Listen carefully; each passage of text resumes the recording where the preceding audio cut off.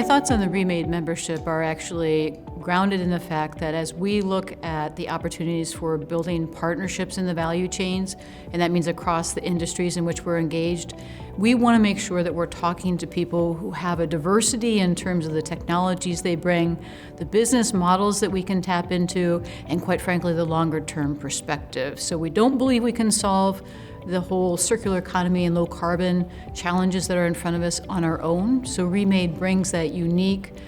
and I would say different perspective in terms of the industry engagement that we're really looking for in terms of designing what it's going to look like for us long-term, manufacturing products, new chemistries.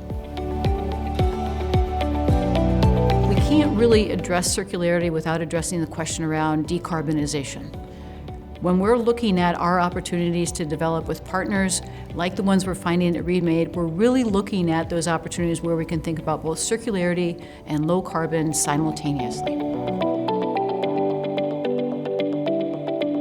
One of the strengths of REMADE is really the roadmaps that they've put in place, the clarity that they have around the objectives of the organization, what they're looking for in terms of the partners or in terms of the members bringing to the table. And that really helps us understand as an organization what the value is from REMADE. So I'm, of course, looking forward to learning about technology because that's my focus every single day, but I'm also looking for the opportunities that we haven't yet ourselves discovered that REMADE is bringing to the forefront.